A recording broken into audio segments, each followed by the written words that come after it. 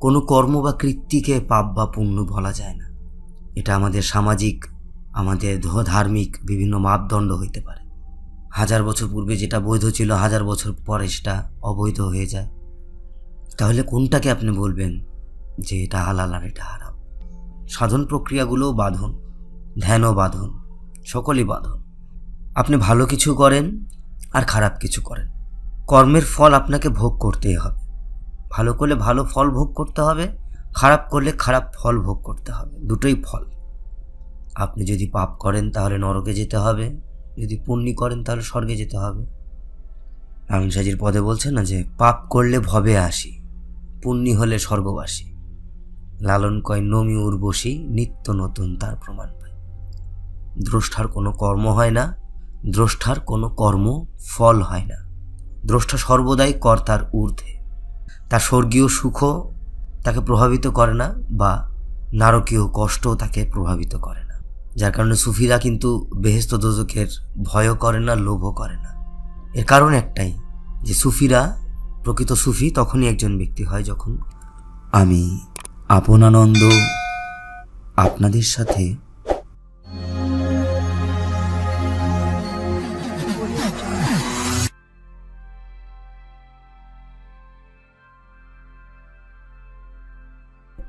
একমাত্র দ্রষ্টাভাবেই স্বর্গ নরকের পার যাওয়া যায়। আপনি যদি পাপ করেন তাহলে নরকে যেতে হবে, যদি পুণ্য করেন তাহলে স্বর্গে যেতে হবে। রামসাজির পদে বলছে না যে পাপ করলে ভবে আসি, পুণ্য হলে স্বর্গবাসী। লালন কয় নমি উর্বশী, নিত্য নতুন তার প্রমাণ পাই। পাপ পুণ্যের কথা আমি কারে বা শোধাই?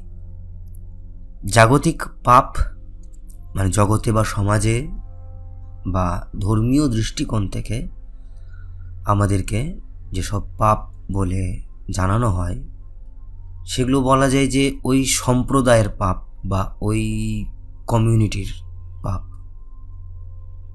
কারণ এক জিনিস এক রিলিজিয়াসে পাপ, অন্য রিলিজিয়াসে ওটাই পুণ্যি। লালনসাজি পদে বলছে না যে শূকর গরু দুইটি পশু, খাইতে বলেছেন যিশু, তবে কেন মুসলমান হিন্দু পিছেতে হাঁটায়?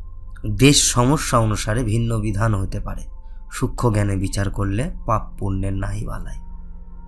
সূক্ষ্ম জ্ঞানে বিচার করলে পাপ হচ্ছে সেটাই যা আমাদের অজ্ঞানতা উৎপন্ন করে, যা আমাদের আচ্ছন্ন করে তোলে।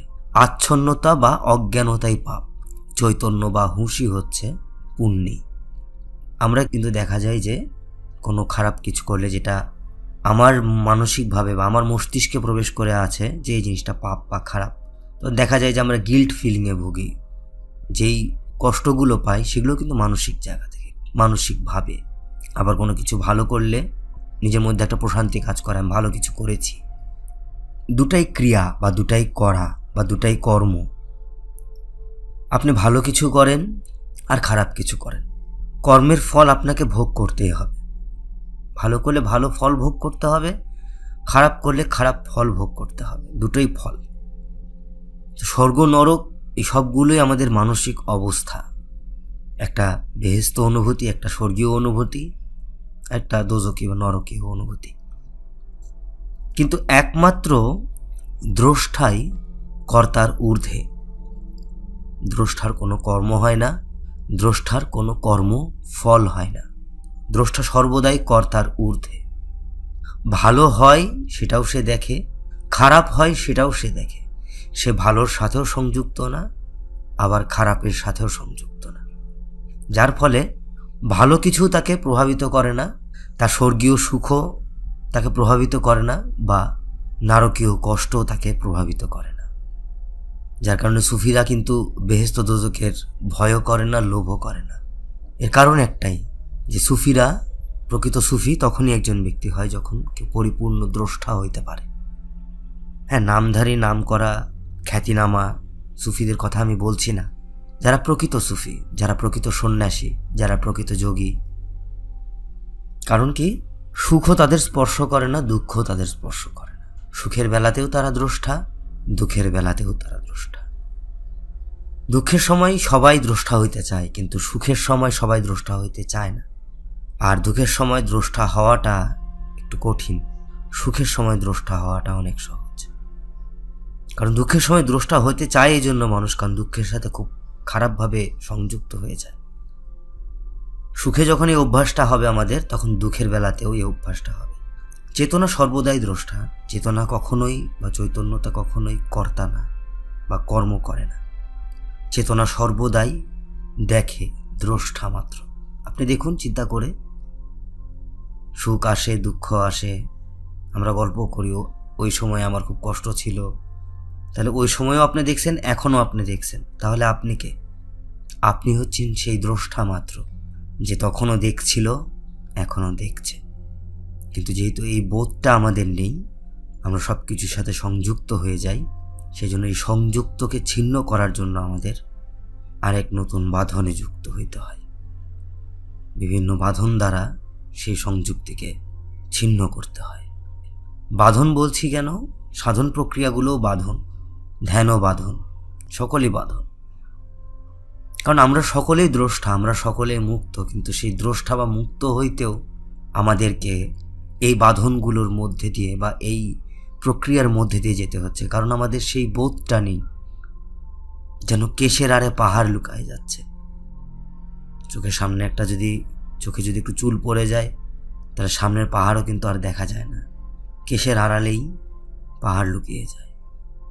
কিন্তু যদি জাগৃতি থাকে, যদি দ্রষ্টা ভাব থাকে, তাহলে দেখা যাবে যে সত্যটা আসলে কি। তখনই দেখা যাবে বা জানা যাবে যে আমি দ্রষ্টা মাত্র। সকল কিছুই রয়েছে, কিন্তু আমার মাঝে বোধটা নেই বলে আমি বারবার করে সংযুক্ত হয়ে পড়ছি। চোখের সামনে একটা চুল আছে, সেই চুলটাকেই আমি দেখছি, সেই চুল দিয়েই গোটা সামনে যে গোটা পাহাড় আছে সেটা আমার আর চোখে আসছে না।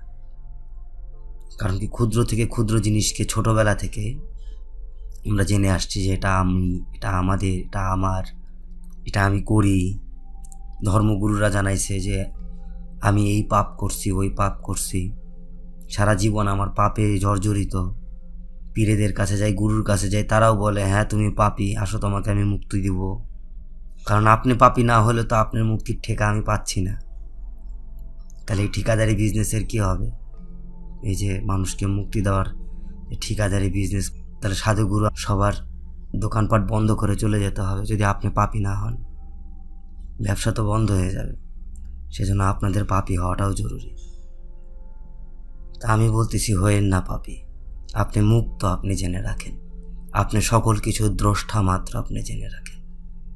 মুক্ত হওয়ার জন্য কোনো কিছু দরকার নেই, আমরা মুক্ত, এই বোধটাই যথেষ্ট।